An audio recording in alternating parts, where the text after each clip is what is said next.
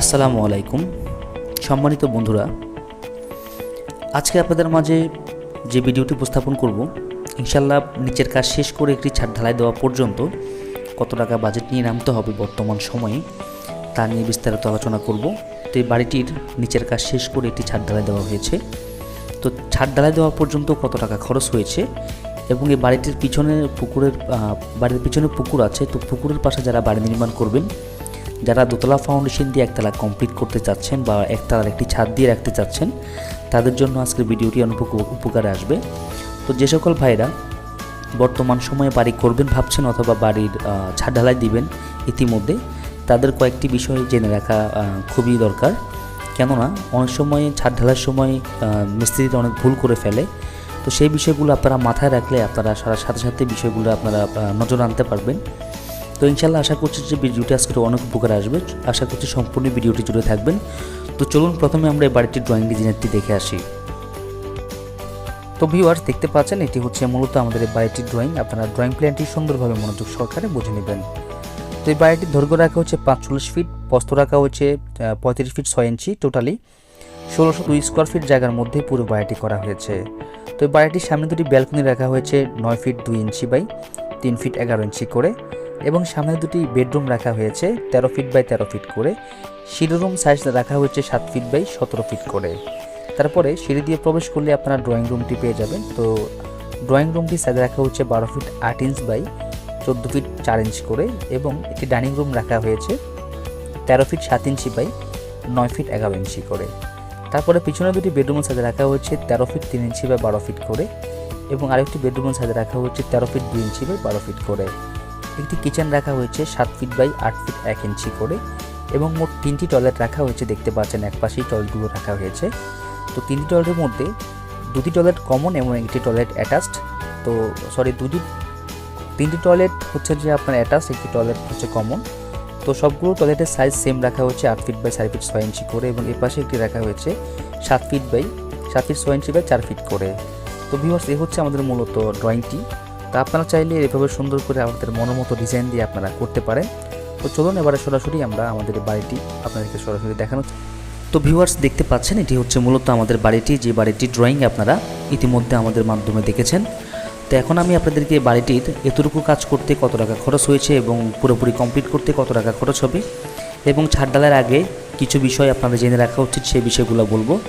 এবং আমাদের এই বাড়িটির কলম থেকে, পুকুরের পাশে কলম থেকে আমরা 2.5 ফিটের মতো বাড়তি রেখেছি।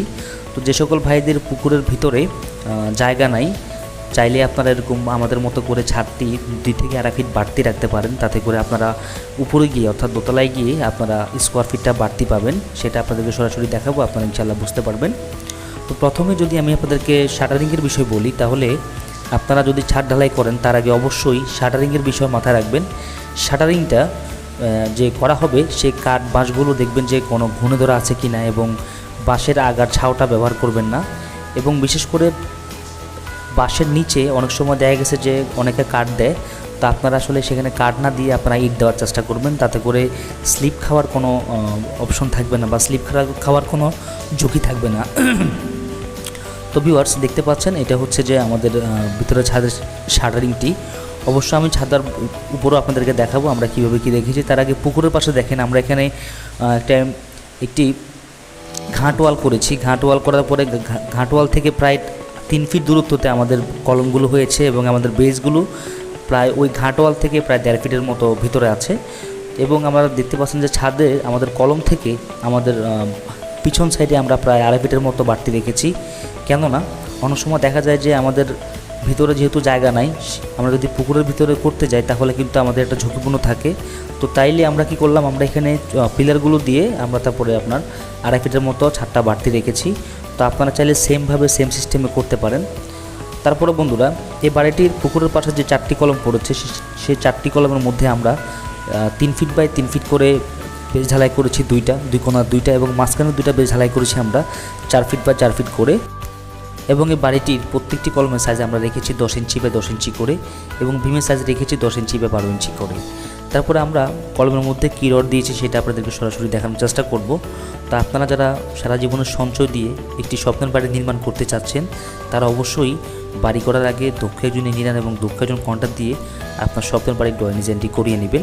তাতে করে আপনাদের বেশ কয়েকটি উপকার হবে। তার মধ্যে একটি হচ্ছে যে আপনাদের বাজেট নিয়ে অনেক সময় সমস্যা হয়, আপনারা মিস্ত্রি বলে একটা হয়ে যায় আরেকটা, তো তাতে করে সেই বিষয়টা হবে না। আপনার ড্রয়িং ডিজাইনটা করলে আপনার ওখানে আপনার খরচের হিসাব একটা থাকবে, সেটা থেকে হয়তো বা 1 লাখ টাকা কম বেশি হবে, কিন্তু সঠিক একটা আইডিয়া আপনি পাবেন এবং ড্রয়িং অনুসারে কাজ করলে আপনার কাজের সৌন্দর্যতা নষ্ট হবে না।